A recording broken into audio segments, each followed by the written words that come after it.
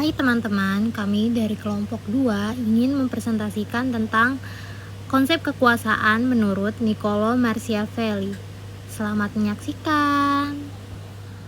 Assalamualaikum warahmatullahi wabarakatuh. Kami dari kelompok 2 ingin mempresentasikan tentang konsep kekuasaan menurut Machiavelli. Sebelumnya, perkenalkan nama saya Medina Yazidi.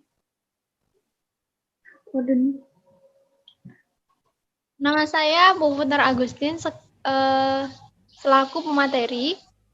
Nama saya Tera Nisa selaku pemateri. Nama saya Ramasiti Aisyah selaku operator. Nama saya Ufaira Raska selaku pemateri. Nama saya Obetuta Julu sebagai pemateri.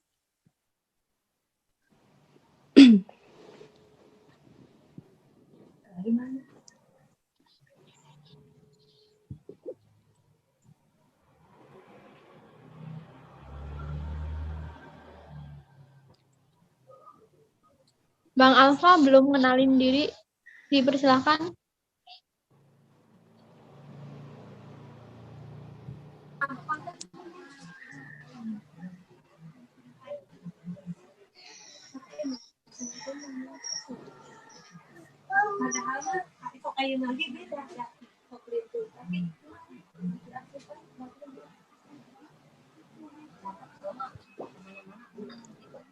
Yuk, lanjut aja.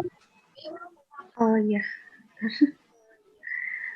Oke, langsung aja kita masuk ke materinya yang akan disampaikan oleh pemateri. Silakan pemateri.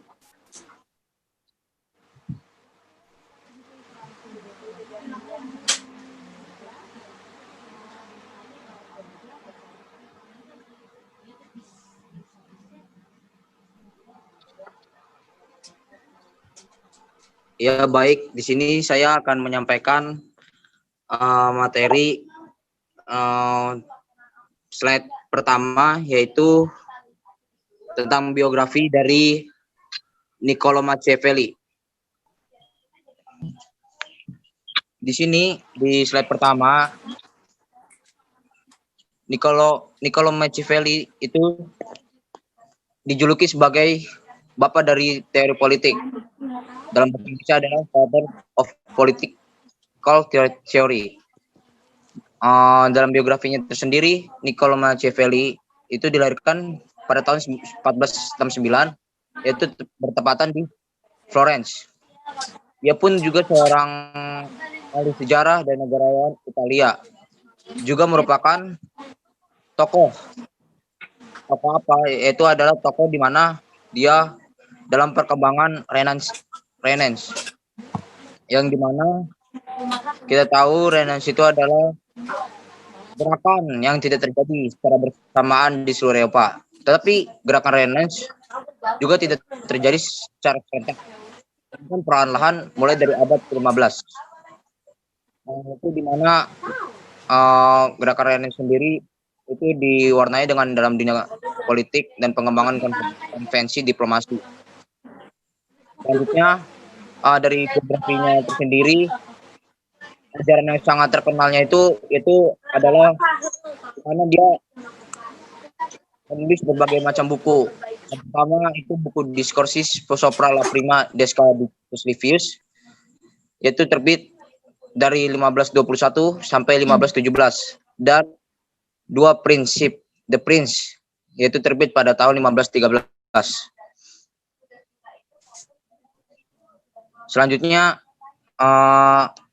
saya serahkan kepada pemateri yang kedua.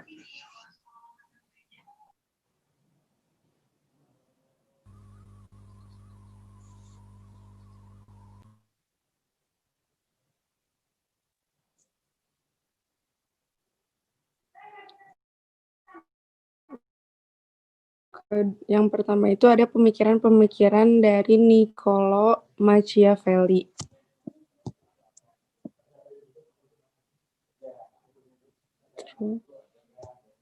Pemikiran-pemikiran Niccolo Machiavelli. Ajaran Niccolo Machiavelli tentang negara dan hukum ditulis dalam bukunya yang sangat terkenal yang diberi nama 2 Prinsipal artinya sang raja atau buku pelajaran untuk raja. Buku ini dimaksudkan untuk dijadikan tuntutan atau pedoman bagi para raja dalam menjalankan pemerintahannya, agar raja dapat memegang dan menjalankan pemerintahan dengan baik untuk menyatukan kembali negara Italia yang pada waktu itu mengalami kekacauan dan daerah negara terpecah belah.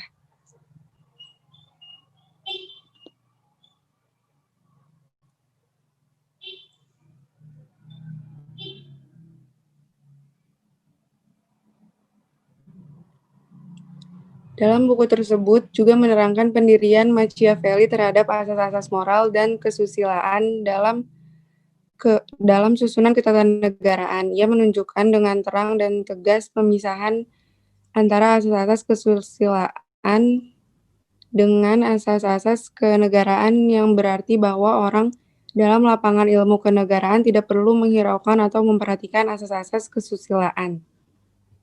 Ajaran atau pandangan Niccolò Machiavelli tersebut di atas sangat terpengaruh, bahkan dapat dikatakan merupakan cerminan daripada apa yang dikenalnya dalam praktek sebagai seorang ahli negara dan apa yang dijalankannya, karena dianggap perlu sekali untuk menyelenggarakan kepentingan-kepentingan negara. Diangkatnya menjadi teori umum mengenai praktek ketatanegaraan dengan cara yang gagah dan berani. Maka ia menginginkan terbentuknya Zentralgewalt atau sistem pemerintahan sentral. Maksudnya ialah agar dengan demikian keadaan dapat menjadi tentram kembali.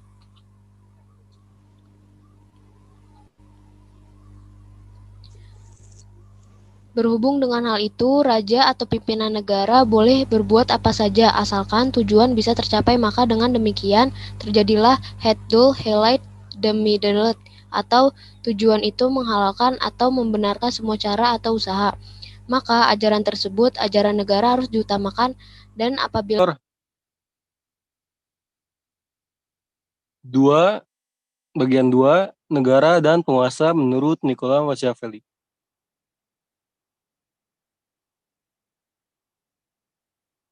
Negara dan penguasa menurut Niccolò Machiavelli. Machiavelli hidup dalam perubahan kekuasaan secara cepat, kurang stabil, dan mengalami krisis legitimasi. Maka, ia mengajukan suatu pola pemikiran yang baru untuk mendobrak tatanan politik dan legitimasi kekuasaan. Ia menginginkan suatu negara yang sehat dan kuat, negara yang memiliki sistem militer yang tangguh. Maka, setiap warga negara harus wajib militer demi mempertahankan keutuhan negara. Ia melihat bagaimana hubungan dalam negara itu sendiri, yang mana dalam kekuasaan ada anarki. Dengan tindakan anarki, berarti melawan hukum atau aturan. Karena itu, muncul buah-buah pemikiran bahwa tugas penguasa adalah mempertahankan dan memperluas wilayah kekuasaannya.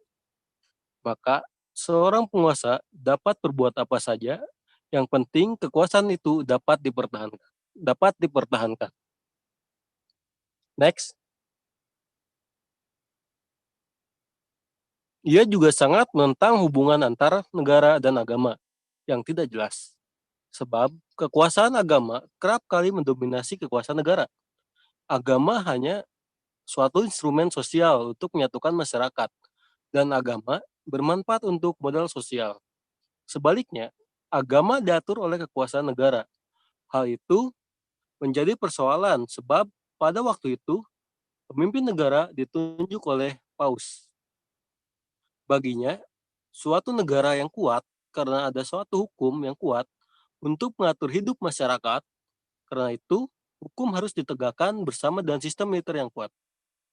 Para penguasa tidak perlu memperhatikan pertimbangan-pertimbangan moral, sebab bisa saja penguasa bertindak sangat moralistis, misalnya kemurahan hati, sikap saleh, manusiawi, dan jujur. Assalamualaikum warahmatullahi wabarakatuh. Perkenalkan, nama saya Arif Julian Wicaksono. Saya selaku pemateri di kelompok ini. Negara dan penguasa menurut Niccolò Machiavelli. Bila keadaan menuntut demi kekuasaannya, maka dia perlu mengambil sikap yang sebaliknya. Artinya, penguasa bisa bersikap jahat dan menindas rakyat demi kepentingan kekuasaannya. Suatu negara yang baik bila kota-kotanya sudah ditata dengan baik sehingga para musuh akan berhati-hati untuk menyerangnya. Kota yang kokoh dengan tembok dan benteng tentu akan mudah untuk dipertahankan. Pasti raja atau penguasa akan dicintai oleh rakyatnya. Materi selanjutnya yang ketiga, yaitu metode pemerintahan efektif dalam bentuk kepenguasaan ala Machiavelli. Next.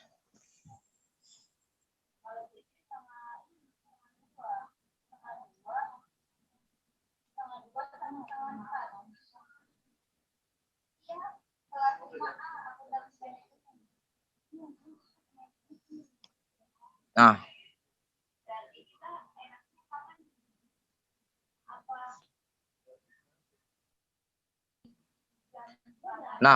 dalam metode ini ada dua hal di mana Machiavelli membentuk suatu metode pemerintahan yang secara efektif.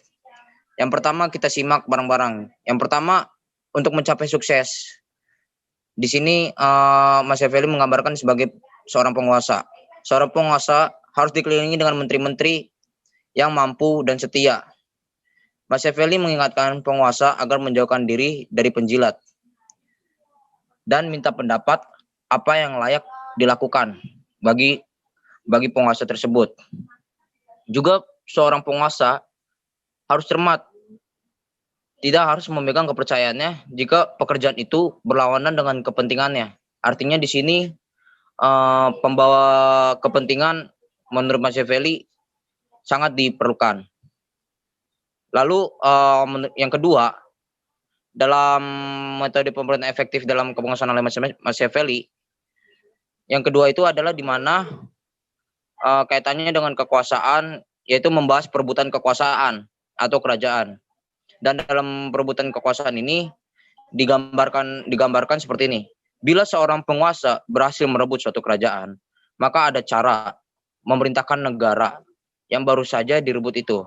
Artinya di sini si penguasa tersebut dapat memerintahkan suatu negara yang baru saja direbutnya. Artinya di sini menganut sistem kolonial. Nah, dalam merebutnya ini ada dua hal yang perlu kita kaji, yaitu pertama, memusnahkannya sama sekali dengan membumi hanguskan. Artinya tanpa ada yang tersisa dari negara tersebut dan membunuh seluruh keluarga penguasa lama. Penguasa lama pun misalkan begini, kerajaan yang mau diserang itu misalkan udah pergantian periode. Nah, tidak hanya yang baru itu saja, cuman yang sebelumnya periode lamanya pun itu dihanguskan juga. Lalu yang kedua, itu dengan melakukan kolonialisasi tersebut, yaitu mendirikan pemukiman baru dan menempatkan sejumlah besar pasukan infanteri, artinya pasukan-pasukan yang hebat di wilayah koloni, serta menjalin hubungan baik dengan negara tetangga terdekat. Selanjutnya, saya serahkan kepada pemateri yang selanjutnya.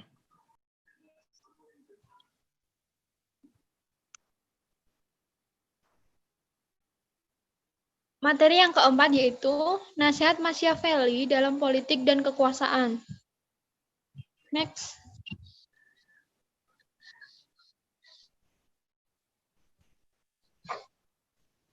Next, Mak.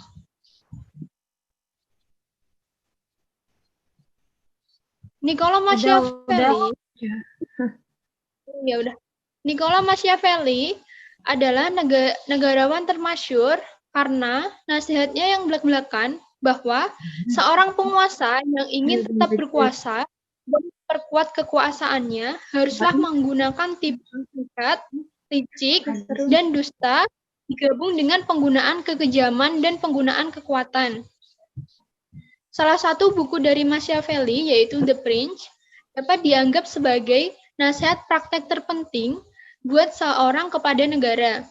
Pikiran dasar buku ini adalah, untuk suatu keberhasilan, seorang penguasa harus mengabaikan pertimbangan moral sepenuhnya berdasarkan kondisi lingkungan. atas kekuatan Bahwa pemimpin tersebut akan melakukan hal-hal yang menekankan di atas segala-galanya Yang terpenting adalah suatu negara mesti dipersenjatai dengan baik. Berpendapat hanya dengan tentara diwajibkan dari warga negara itu sendiri yang bisa dipercaya. Negara yang bergantung pada tentara bayaran atau tentara dari negara lain adalah lemah dan berbahaya karena ditakutkan akan terjadi kudeta. Next, Mak. Machiavelli menasihatkan sang penguasa agar dapat dukungan penduduk karena kalau tidak, dia tidak punya sumber menghadapi kesulitan. Tentunya Machiavelli maklum bahwa kadangkala seorang penguasa baru untuk memperkokoh kekuasaannya harus berbuat sesuatu untuk mengamankan kekuasaannya tersebut. Terpaksa berbuat yang tidak menyenangkan pada warganya. Meski begitu, untuk merebut suatu negara, si penguasa mesti mengatur langkah kekejaman sekaligus tidak perlu rakyatnya alami setiap hari, sehingga kelonggaran harus diberikan sedikit demi sedikit, sehingga rakyatnya merasa tenang dan juga senang. Sudah, saya kembalikan ke moderator. Terima kasih.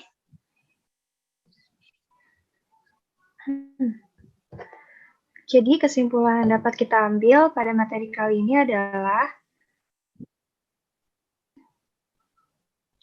menurut Machiavelli, seorang pemimpin bertindak berdasarkan kondisi lingkungan sehingga tidak menutup kemungkinan bahwa pemimpin tersebut akan melakukan hal-hal negatif.